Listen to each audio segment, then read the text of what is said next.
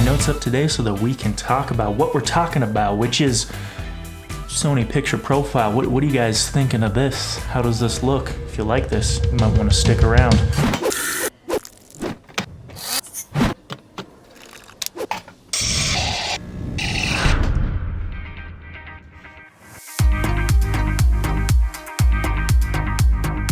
Yo YouTube, what is going on? Jake Felzine here, back with another Coffee Time with Jake episode, the show where we talk about a topic, we try to keep it informative, we try our best to keep it concise, and it's all with a cup of coffee. Hope you guys are liking this format I'm in. We're having to do this a lot more because we can't go anywhere.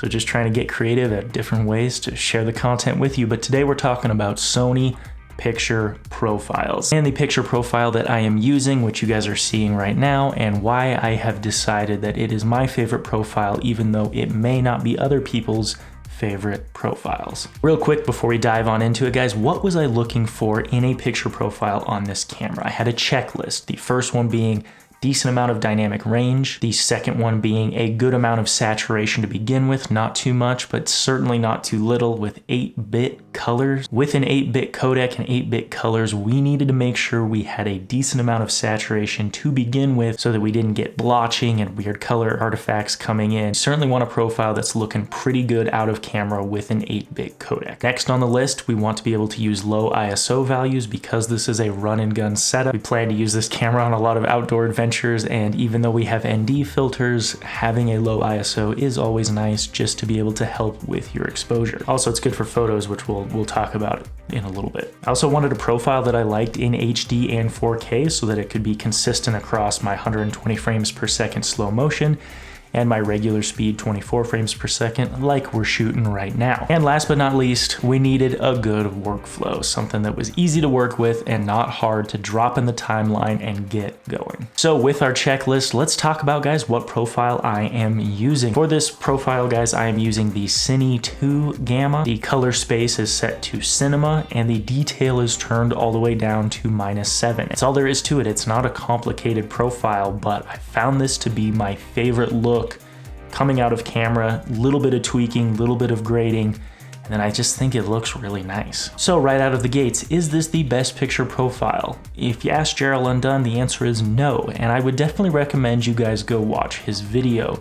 He did an in-depth review talking about which picture profile he recommends when it comes to the a7 III and other Sony cameras, and his top pick was HLG3, but also talked about how a lot of them are all kind of the same after color correction. So go watch his video, and I do think that when it comes to almost everything, Gerald is my point of contact on getting the most thoroughly tested results, and I do agree. I liked his HLG profile. I thought it was really good, but it wasn't quite how I like to shoot. Had great dynamic range, great colors, low ISO values, but when it came to workflow, it really missed a box here.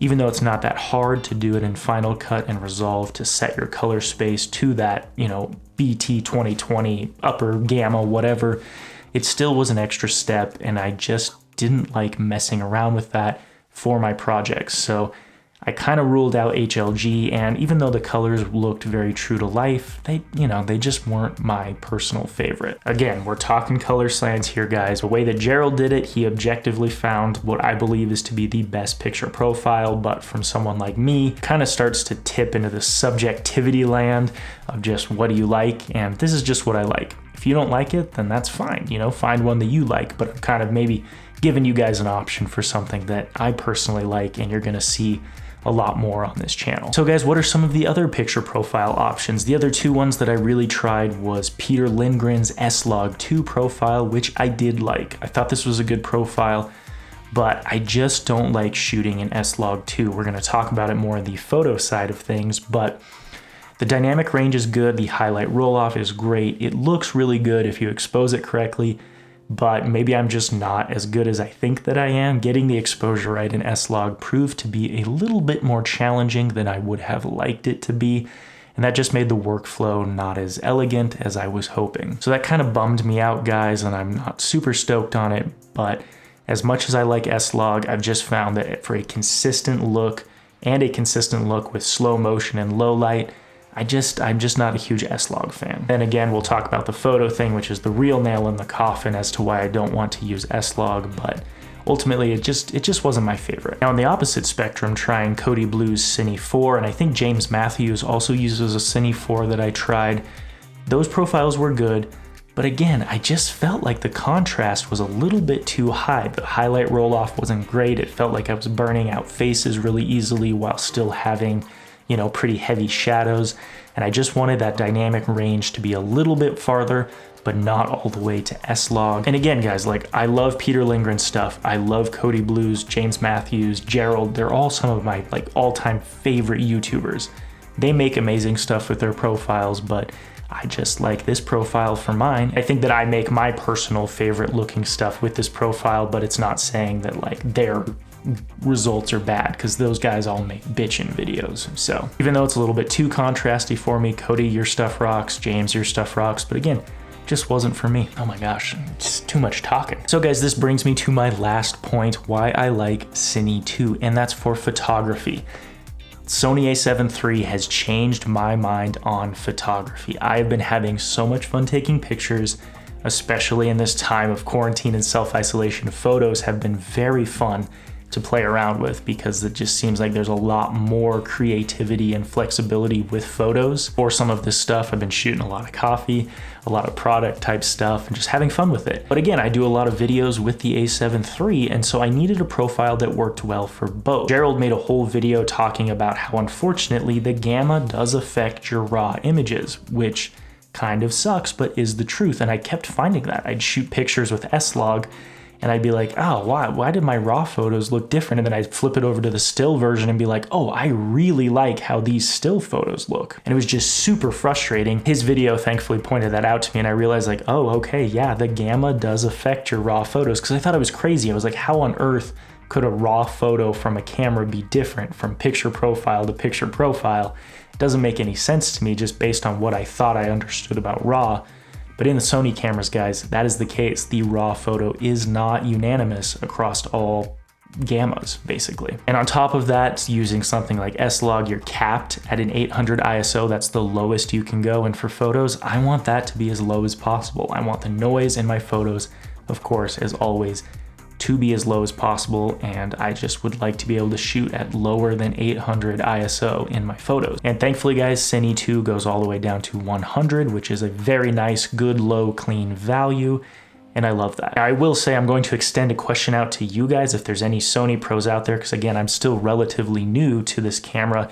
Is there a way to have your movie picture profile be different than your photo picture profile? When I'm recording these videos and I'm doing like a talking heads, I use the movie dial and not a saved setting, because in the movie dial mode, I can actually pull out my white balance card, custom set my white balance, and get a correct white balance every single time. Whereas if I do it in a saved mode, you actually don't have the option to pull out that custom white balance setting, which is really a bummer because I thought that you could, but then I haven't been able to find a way to do that. Do you guys actually know of a way in the menus to have your movie dial be different than your stills dial? Because if that's the case, I might actually shoot S-Log quite a bit more, but the fact that you're stuck filming 800 ISO and all of that, and again, I have my picture profile set to a custom button. If I'm out working on a mountain biking film or something like that, I want to be able to instantaneously switch from photos that I like right back to video that I like. And I just find that Cine 2 creates photos that totally fit my style. If you guys don't follow me on Instagram, check me out. It's just at Jake Felzine Film. And then you can kind of see the style that I'm talking about. I'm into a very kind of muted look these days. So that's kind of the reason why too, guys, I really like Cine 2. Uniform video, uniform photos, uniform slow motion. It all looks about how I want it, kind of out of camera. But anyway, guys, that's all I've got for you today. Hope you like this video. If you're looking for a more in-depth analysis of this picture profile, that is coming in a later video, the Road to the Perfect Camera Episode 2 video, a series where we are comparing the a7 III, the GH5S, and the Blackmagic all to each other. The next episode is all going to be about image quality. So there'll be a lot more sample footage and examples in there comparing these, and then you can see what it looks like against other cameras. So subscribe if that's something that you're interested in, and check it out. Like if you guys liked this video, thought it was helpful, like the profile, let me know. Comment down below what you guys are using. Again, I'm just curious to see how people are doing this. And that's it. I hope you guys are staying safe, stay healthy, stay sane, and I will catch you guys in the next video. See you guys.